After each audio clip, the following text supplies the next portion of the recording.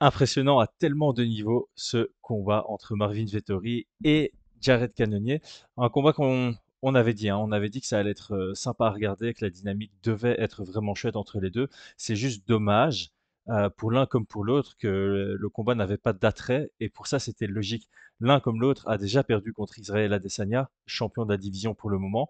L'un comme l'autre a déjà perdu contre Robert Whittaker, potentiel futur contender à la ceinture s'il gagne contre Duplessis, et il part large favori. Donc ce combat, c'était entre le 3 et le 4 de la division. On avait du mal à se motiver en se disant bah, le vainqueur, il aurait il se rapproche du titre, ou en tout cas son prochain combat pourrait être pour le titre, mais on n'a pas trop envie de le donner parce que cette division middleweight, ça commence à être un disque rayé. Ça tourne toujours entre les mêmes. On a envie de voir du sang neuf, et clairement, ce combat, c'était entre deux personnes qui sont là depuis longtemps et qui n'allaient pas proposer de sang neuf. Cependant, la performance de Jared Cannonier, ça donne envie de voir une suite pour lui. On a l'impression qu'il y a une résurgence possible, que il pourrait affronter Adesanya une deuxième fois ou Robert Whittaker une deuxième fois, et qu'il y aurait un peu ce point d'interrogation. On a vu notamment un canonnier utiliser sa lutte, ce qui est extrêmement rare, et il a très bien utilisé face à un Marvin Vettori, certes touché, certes fatigué, mais il a réussi à le mettre sur son dos plus d'une fois et à travailler derrière. Donc il n'a pas eu un long temps de contrôle, mais il a eu un schéma offensif derrière ses amenés au sol. Bref, ce combat était chouette sur plusieurs points. Le premier, c'est qu'il y a eu des changements de momentum, on va dire, des tournants du combat, comme on aime utiliser comme expression, parce que Vettori commence très bien. Il prend le premier round, il semble sonner deux, peut-être trois fois Cannonier qui a quand même du répondant durant tout le premier round, mais clairement, il va à l'avantage de l'Italien. Et puis, il y a un changement de vent complètement dans le deuxième round. On passe vraiment à ça du finish plusieurs fois. C'est un 18, clairement, le deuxième round pour Jared Cannonier. Les trois juges donnent 18, d'ailleurs. Je pense que tout le monde était d'accord là-dessus. Il n'y a même pas de contre-argument possible. Et puis, Cannonier a déroulé. Mais pendant tout le combat, j'ai trouvé personnellement, peut-être un peu moins dans le cinquième round et encore, que Vettori pouvait revenir. Et c'est ça qui a gardé un peu ce côté intéressant au combat. C'est pas Cannonier a certes dominé. À partir du deuxième round, il a déroulé son jeu. Il était ouais, percutant, au-dessus. Il prenait le large. Mais à chaque moment, on se disait, ok, il doit rester lucide, il doit rester attentif, parce qu'on a un Marvin Vettori qui restait dans le combat. La tendance s'est un peu inversée. Autant dans le premier round, Marvin Vettori mettait la pression, mettait le volume, et c'est Cannonier qui avait ses moments. Autant à partir du deuxième round, Cannonier il déroulait complètement sur la durée de chacun des rounds, mais on avait un Vettori qui de temps en temps décidait de montrer qu'il était encore dedans, de montrer qu'il était encore dangereux, et ça a permis aussi à Cannonier de rester attentif, et sur un combat de 25 minutes, c'est beau. C'est un très bon indicateur pour la suite de la carrière de Cannonier. Vettori, je comprends pas comment ils tombent pas là-dessus. Ils ont battu le record. En tout cas, dans le quatrième round, je vois un petit affichage là, nombre de frappes significatives dans un combat de MMA, de middleweight, dépassé pour Jared Cannonier, ce qui est énorme parce que chez les middleweight, on a eu les deux combats entre Robert Whittaker et Yoel Romero. On a eu Kelvin Gastelum contre Israel Adesanya. On a eu Luke Rockhold contre Chris Weidman. Weidman contre Machida. On a eu une série de combats sur 5 rounds ultra intenses, ultra actifs. Et là, on vient battre un record. C'est pour dire à quel point ce combat était engagé, et à quel point Vettori est impossible à mettre au tapis. Pourtant, dans le deuxième round, à un moment, il y a Jared Cannonier qui le sonne, qui le touche, et puis il est un peu en mode chasseur de tête. Et je dirais, c'est dommage, ça me fait penser à Hermanson contre Curtis. Le corps est ouvert, tape le corps, quelqu'un qui est très difficile à mettre KO à la tête. En général, le corps est une bonne option.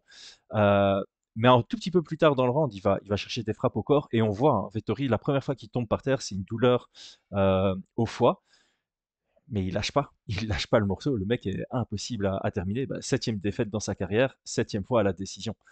Euh, Très, enfin, super combat. Pour les fans, c'était une guerre technique. Donc, comme pour Tsaroukian, c'est le genre de combat qui plaît clairement aux fans de violence, même s'il n'y a pas le finish, bah, clairement, les fans de divertissement ont été servis. Et les fans de stratégie et de technique ont été servis. Moi, j'ai absolument kiffé parce que sous les deux casquettes, j'étais ébahi. C'est un mot? Ouais, ébahi. Alors, premier point que j'ai bien aimé, la gestion de la garde ouverte et de la garde fermée. Comme on le sait, Vettori, c'est un gaucher. Canonnier, c'est plutôt un droitier, mais il est capable de combattre en gaucher. Et il a switché à des bons moments. Il a eu un très très bon timing sur son direct, sur les low kicks de Vettori. Ça, c'était très chouette à voir parce que souvent, en garde fermée, on a ce côté low kick contre jab. Ici, on avait low kick contre direct, puisqu'on était en garde ouverte. Et le timing de Cannonier était très très bon là-dessus. Euh, Ce qui est très rare dans ce combat, pour l'un comme pour l'autre, on est en garde ouverte. Donc on le dit souvent, en garde ouverte, le jab se nullifie d'un côté comme de l'autre. Il y a beaucoup ce hand fighting et on se concentre beaucoup sur le bras arrière. C'est vrai, sauf dans certains cas. Par exemple, Cyril Gane, c'est quelqu'un qui a un très bon jab en garde ouverte. Chris Weidman également. Il y a plusieurs exemples comme ça de gars qui ont un bon jab en garde ouverte. Ici, les deux avaient un bon jab et un bon direct en garde ouverte. Tous les deux ont eu du succès avec ces deux armes dans la dynamique de garde ouverte. Et c'est rare. Très souvent, c'est l'un ou l'autre. Ici, on avait vraiment les deux et ouais, c'était sur des dynamiques différentes. Canonnier, c'est grâce à sa vitesse. Et Vettori, c'est grâce à son placement. Vettori a cette habitude, hein, c'est un gaucher, donc il rencontre beaucoup de droitiers. Et on n'a pas l'impression qu'il a vraiment une grosse vitesse parce que son buste bouge pas beaucoup. Mais justement, il n'y a pas les mêmes indicateurs. Donc son bras, il part, pouf, il vient toucher, il revient. Techniquement, c'était propre. Canonnier pour un droitier, la façon dont il envoie son bras arrière, c'était comme un gaucher. Ça part pas de la hanche, ça part vraiment du bras. Et pour ça, c'était magnifique parce qu'il y a eu des très beaux échanges où chacun a trouvé son moment pour toucher avec une arme comme avec l'autre pendant toute la durée du combat. Donc ça, franchement, magnifique. Alors, j'ai pris des notes pour celui-ci. Dans le deuxième round, ce que moi j'ai adoré, c'est les variations chez Canini. Il y a eu trois types de variations. La première variation qui a amené à la première fois où il a été sonné, c'est la variation de la trajectoire du bras arrière. Donc de temps en temps, son bras arrière, il l'envoyait en crochet large. Et donc pour défendre le crochet large, tu dois venir téléphoner. Ok. Et puis de temps en temps, il l'envoyait vraiment en ligne. Mais donc si tu t'attends à ce que ça vienne en crochet large ou en overhand, tu vas protéger haut, tu vas pas protéger dans l'axe. Et en fait, ce qu'il a fait, c'est il a envoyé plusieurs fois son jab et son direct dans l'axe, mais pas très fort. Et il voyait un Marvin Vettori qui chassait loin avec son bras arrière. Donc au moment où il a envoyé son crochet large et que Vettori a chassé en pensant que c'est un direct qui est venu, pam, ça venait toucher. Au moment où Vettori commençait à défendre le crochet large, il venait dans la ligne. Et puis de temps en temps, il venait avec un uppercut. Et ces quatre trajectoires différentes ont vraiment ennuyé Vettori défensivement, où il venait téléphoner en pensant que c'était un crochet large ou un overhand, ça venait en ligne ou ça venait par en dessous. Une fois qu'il venait chasser dans l'axe en pensant que c'était un direct ou qu'il venait bloquer vraiment au centre pour l'uppercut, c'était un crochet large et il a eu beaucoup de succès grâce à ça. Donc ça, c'est une des premières variations. La deuxième variation qu'il a faite, c'était la variation des cibles. À un moment, il commençait à attaquer le corps, que ce soit avec des doubles crochets que j'aime beaucoup, de temps en temps, simplement, il feinte le jab, il vient foutre son direct en ligne dans le sternum. Il l'a fait dans le deuxième round, mais aussi dans d'autres rounds, c'était super beau. Et puis, les changements de cadence. Ça, j'en parle de temps en temps sur la chaîne. Euh, c'est intéressant de temps en temps d'envoyer des frappes paresseuses. Ce que j'entends par paresseuse, c'est pas à full vitesse pour toi. Parce que du coup, ton adversaire s'habitue un peu à ce rythme, à cette cadence, à cette vitesse d'envoi. Et donc, t'en envoies 5, 6 comme ça, un peu plus lent que d'habitude. Et puis, tu mets vraiment plein pot et ça surprend ton adversaire. Et ça, il a très bien fait Cannonier dans le deuxième round. C'était très, très, très beau. Euh, à partir du troisième round, il a commencé à bien intégrer les coudes aussi. Donc, on a un Vettori qui de temps en temps venait bloquer haut, un peu comme Cannonier. Et donc, il venait prendre la main, boum, passer derrière avec son coude. C'était beau parce que quand tu viens prendre les mains, bah, tu t'assures que le gars va pas te boxer. Et toi, bah, tu peux pas le boxer non plus parce que tu as tes deux mains qui sont prises. Par contre, ouais, tu peux venir chercher un coude derrière, c'était très beau. Il y a eu cette séquence que moi j'adore, c'est quand tu viens placer un coude, puis avec le bras avec lequel tu as donné le coup, tu viens chercher le underhook pour venir prendre une position dominante au clinch. Il y a vraiment eu techniquement de très très belles choses montrées de part et d'autre. Mais là, évidemment, comme Cannonier a dominé, c'est lui qui a eu le plus de techniques intéressantes desquelles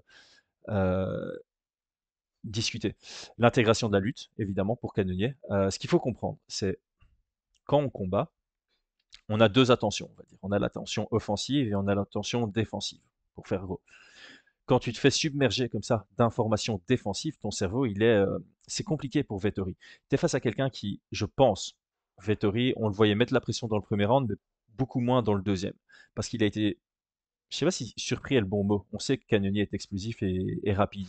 Mais en tout cas, il l'a remarqué dans la cage, cette vitesse et cette explosivité. Et donc, il a peut-être commencé à avoir ça dans sa tête en disant, ouf, ok, tu peux pas t'ouvrir là-dessus, tu peux pas te remettre la pression parce qu'il est rapide, parce que si, parce que ça. Donc, tu as déjà cette crainte, ce doute qui rentre dans ta tête. Il est plus rapide, il est plus explosif. Quand il frappe, ça fait mal, c'est percutant. En plus de ça, il m'attaque à la tête, il m'attaque sur différentes trajectoires, il m'attaque au corps, il m'envoie des low kicks quand j'essaie d'attaquer, il contre, il engage, il met la pression, et maintenant en plus il lutte. Et en plus je suis sonné, je suis touché, je commence à fatiguer.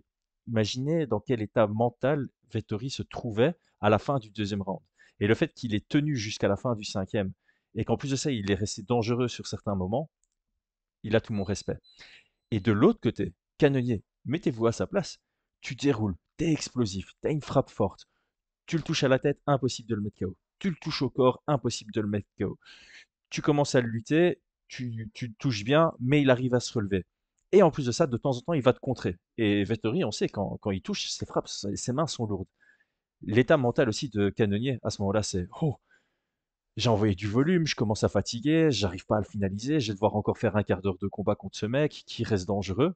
Donc là aussi, mentalement, respect aux deux. Franchement, là, incroyable. Incroyable. Euh, il s'envoyait des missiles même dans le quatrième round. Même dans le quatrième round, ça n'avait pas encore diminué d'intensité de puissance de part et d'autre. Le direct à l'ouvert, techniquement, il était tellement propre, je l'ai déjà dit pour Cannonier, faut le voir comment il l'envoie, on le voit pas venir. Et alors, on a un Vettori qui, intelligemment, voulait compenser son manque de vitesse et d'explosivité en remisant. Donc, il attendait que Cannonier engage, et pendant qu'il faisait sa rétraction, il revenait. Il venait combiner derrière. Et il envoyait des belles combinaisons. Franchement, intellectuellement, c'était propre. Euh, j'ai bien aimé comment Cannonier, à partir du quatrième surtout, se mettait de temps en temps en droitier pour venir taper cette jambe avant de Vettori pour un peu changer la dynamique et pas rester que en anglaise. Ça fonctionnait bien pour lui. La vitesse de Cannonier dans le quatrième. Il y a eu une séquence comme ça où il reste 2 minutes, 1 minute 30 dans le combat, elle dure 45 secondes, je pense, la séquence, où il fait qu'envoyer des jabs et des directs. Et il y a tout qui touche. Mais la vitesse à laquelle ça part et à laquelle ben, forcément ça touche, pour un quatrième round, dans un combat, parce que t'as ça entre Esparza et Rosna Marunas dans leur deuxième combat, au quatrième round, t'en as une qui accélère et qui a autant de vitesse. Tu dis, bah ouais, les trois premiers, c'était un peu de l'échauffement. Mais ici, dans un combat aussi intense, aussi engagé, où les deux se sont bien fait toucher, qui ait autant de vitesse du côté de Cannonier dans le quatrième round, c'est extraordinaire. L'inclusion, est-ce que c'est le bon mot? Euh, En tout cas, Cannonier a commencé à utiliser des front kicks à partir de la fin du quatrième et dans le cinquième. Très intelligent aussi, pour commencer à continuer à saper l'énergie de Vettori. On a vu que Vettori commençait à fatiguer dans le cinquième round, et c'est notamment, je pense, grâce à ces front kicks qui venaient couper le souffle, couper le diaphragme. Euh, les contres à la McGregor dans le cinquième round. Donc en garde ouverte, tu envoies le direct, et bah, c'est le contre classique de McGregor, hein. Tu sors sur l'extérieur, tu remises avec ton direct juste derrière. Cannonier, il a fait 2 fois, encore une fois, le timing, la précision, la vitesse, quand ça fait 22 minutes que tu combats de manière... et prendre ce genre de risque en plus, parce que c'est un risque. Tu sais que tu vas gagner à la décision. Ce genre de contre, c'est risqué, parce que tu dois, entre guillemets, attendre que le gars envoie son arme forte pour l'esquiver, pour remiser derrière. Mais si le gars, il veut combiner, tu risques d'être dans un échange, de te prendre un mauvais coup. Donc, ouais, Cannonier était en confiance dans ce cinquième round, c'était dingue. Et ça, j'ai oublié de dire, mais pendant tout le combat, les déplacements de Jared Cannonier. C'est la base, pour moi, c'est la base de sa victoire. Euh, des petits déplacements latéraux, des petits déplacements vers l'avant, vers l'arrière, pour un peu tout le temps changer la distance et l'angle. Et puis trouver son ouverture, parce qu'il est plus explosif. Donc il peut vraiment se dire, je bouge, je change mon angle. Quand tu changes d'angle, ton adversaire doit bouger pour être face à toi. Donc tu gagnes t'as un petit temps d'avance sur lui. Tu bouges, tu sais qu'il doit bouger avant de pouvoir t'attaquer. Donc, pendant, toi, tu changes d'angle. Pendant que le mec bouge, il va pas t'attaquer. Il doit d'abord bouger pour attaquer. Et pendant qu'il bouge, tu attaques, ça le touche. mais au moment où tu l'as touché, il a trouvé son angle, donc il peut te contrer, mais là, il sortait. Et ça, c'était magnifique. Il y a un moment dans le cinquième round où Vettori envoie un middle kick, et il y a eu un bête déplacement de Jared Cannonier dans la même direction que le kick. J'ai déjà parlé de l'exemple des voitures, j'ai pas le rappeler, mais ça montre une réactivité défensive encore dans le cinquième round sur des déplacements. Donc il voit le kick, il sait de quel côté ça vient, hop, il fait le pas du bon côté. Donc ça demande une réactivité, les gars, ça, c'est incroyable. Vous pouvez faire l'exercice, hein, vous mettez face à quelqu'un, vous lui dites de faire soit de ça, et même s'il le fait lentement, ça va être difficile de juste prendre la bonne direction à chaque fois. À un moment, hop, vous allez partir et ça va faire une collision au lieu de partir dans la même direction du coup qui vient. Bref, combat incroyable, combat absolument incroyable. Merci d'avoir suivi le débrief. Ouais, clairement, pour moi, le résultat, il est 49-45, c'est le bon score. Je donne le deuxième round 18. Peut-être le cinquième round, on est sur la limite, mais Vettori restait actif. Donc, cinquième round, on est sur la frontière entre 18 et 19, mais je garde le 19. Donc pour moi, 49-46 est le bon score à 49-45, pardon. 49-45 est le bon score à donner pour ce combat. Merci à tous d'avoir suivi. C'était Chris sur Fight Minds. N'oubliez pas le commentaire, le like, le partage et si ce n'est pas encore le cas, l'abonnement. Je ne sais pas si c'est du bon côté. Il y a un des deux. Bref, ciao.